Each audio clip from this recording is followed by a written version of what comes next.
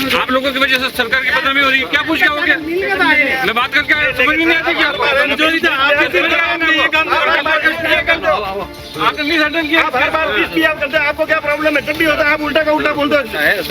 राजस्थान के सिरोही में चिंटू सिंह हत्याकांड के मामले में आज ज्ञापन सौंपा गया। बड़ी संख्या में लोग एकत्र हुए सिरोही जिला मुख्यालय पे और ज्ञापन सौंपते हुए मांग की है निष्पक्ष जांच की। और क्या कुछ हुआ, क्या कुछ घटनाक्रम रहा, आपको वीडियो में दिखाते हैं और बताते हैं कि क्या कुछ बोले इस धरना प्रदर्शन में पहुंचे लोग। आपको बता दें, नरेंद्र सिंह और चिंटू सिंह हत्याकांड में इनके परिजन भूख हड़ताल पे थे और भूख हड़ताल चलते हुए पुलिस बिना किसी चेतावनी के परिजनों को और चिंटू सिंह की मां को यहां से उठा के ले गई, जबकि परिजन अभी भी भूख हड़ताल पे हैं। परिजनों ने निष्पक्ष कार्रवाई की मांग की है।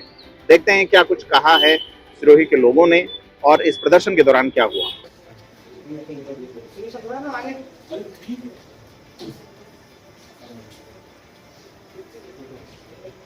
भेज भी रही है वो गए धरने पे, नीमत मदद करके इलाज लेके बैठे। डॉक्टर आया, चेक किया, डॉक्टर की ओपीनियन आई होगी कि इसको हॉस्पिटलाइज करना चाहिए, तो दिन को कर देना था। अब रात को 9 बजे करके आजकल न्यू टेक्नोलॉजी भी यहाँ अच्छी सी आईसीयू है जो हॉस्पिटल में नहीं है, वो यहाँ लगा देते हैं। तो रात को जो ये कार्रवाई की है पुलिस ने, जिसी भी अधिकारी ने वो गलत की है, उनके खिलाफ एक्शन उठा है। बाकी तो पुलिस के पकड़ नहीं है।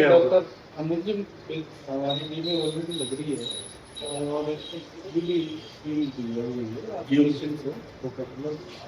वो रात वाले कार्रवाई करें, रात वाली जो कार्रवाई सुनो, ये एक्चुअली महिला जो महिला है मैं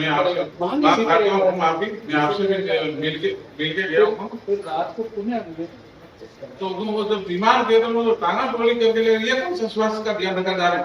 वो जबरदस्ती टांगा टोली करके जबरदस्ती लेडीज को ले कपड़े देख रहा वीडियो, वो कौन सा स्वास्थ्य का मतलब निगरानी हो रही है? वो स्वास्थ्य निगरानी कैसे हो रही है?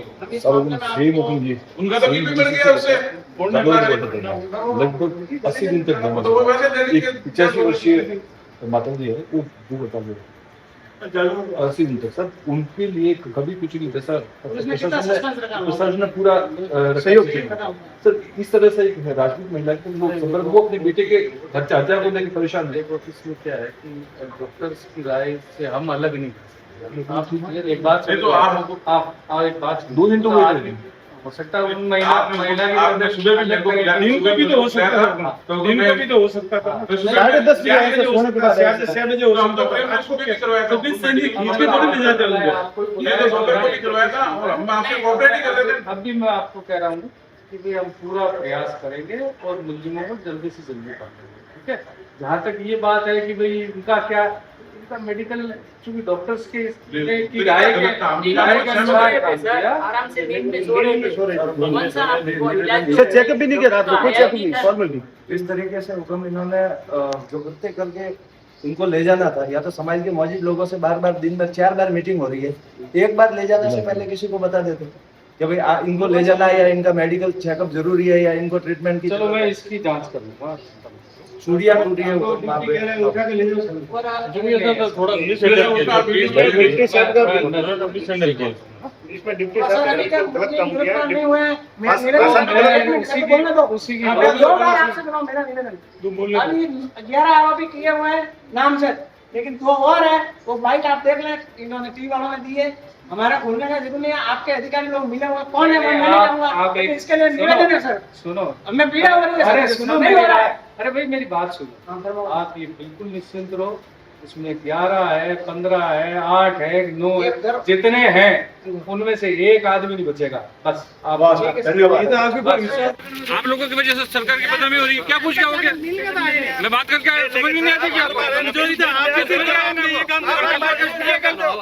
आपने नहीं हैंडल किया।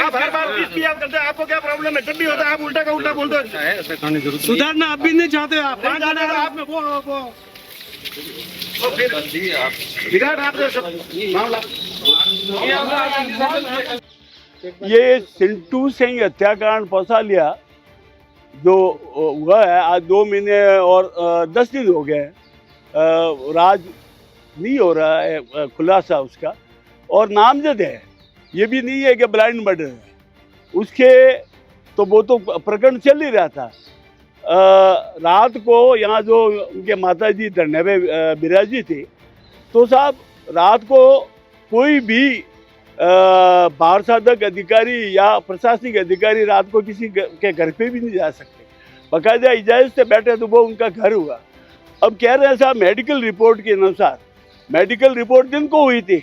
अगर मेडिकल रिपोर्ट ये है कि साहब इनको हॉस्पिटलाइज करना जरूरी है तो दिन को कर लेते। रात को आप 9-10 बजे जाके उनको टांगा टोली करके उनकी लज्जा भंग करके आप हॉस्पिटलाइज कर रहे हो, ये तो कहाँ का न्याय है।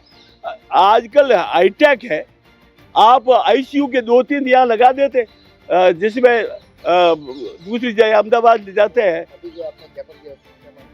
भाई यही मांग है मेन, तो मुलजिमों को अरेस्ट करो, और जिन अधिकारियों ने नेग्लिजेंसी की है, रात को आके बुजुर्ग माता जी को हॉस्पिटलाइज किया है, उनको पनिश करो। अभी आप ज्ञापन देने के लिए गए थे, अब साहब ये तो इनकी दादागिरी होगी। क्या 5 लोग जाएंगे, एडीएम साहब कहेंगे। हमारे वीरेंद्र सिंह चौहान गए, मिले एडीएम से कि नहीं मैंने ऐसा कुछ नहीं दिखा, आओ आप जितने भी 10-11 हम गए और मिल के आए। ये झूठे हैं साले, कर ही रही थी ना, आप देख रहे थे। रोको, अरे हमको आतंककारी है यार, रोकना है तो क्राइम को रोको, रोकना है तो जो अवैध धंधे हैं उनको रोको, हमें क्यों रोक रहे हो। हम तो शांतिपूर्ण तरीके से ज्ञापन देने आए हैं। रात को महिलाओं के जो कपड़े पहने ये छूट है, अब साहब शर्मनाक करते हैं, इसीलिए तो रो रहे हैं हम इस प्रशासन से। और ऐसे कैसे हमारे जनप्रतिनिधि है, उनको क्या कहें आप, क्या महिमा दें। परिवार वाले आरोप लगा रहे पुलिस लापरवाही करिए ना। पहली बात तो रात को उठाने का अधिकार किसे दिया, कौन से एक्ट में है। आप अगर मेडिकल रिपोर्ट आ गई होती, या हमारे सारे साथी खड़े हैं वकील लोग, दिन को अगर मेडिकल आ गई रिपोर्ट तो उनको दिन को हॉस्पिटलाइज करना था, रात को क्यों किया। क्या जो मजबूरी आ गई, अगर तबीयत ज्यादा रात को भी खराब हो सकती है, आईसीयू यहाँ लगा देते। आजकल तो ऐसी हाईटेक आईसीयू यहाँ अवेलेबल है कि जो हॉस्पिटल में नहीं है। अपनी मांगों को लेकर के कोसाड़िया में जो हत्याकांड हुआ था, उसके मांगों को लेकर के वो अपने जायज मांगों को लेकर धंधे पर बैठी थी माता शक्ति, और पुलिस प्रशासन ने कल मिस हैंडल किया। इस प्रकरण को मिस हैंडल करने के कारण से पूरे राजपूत समाज में आक्रोश पैदा हुआ, और इस कारण से समाज सरकार की छवि को नुकसान हुआ।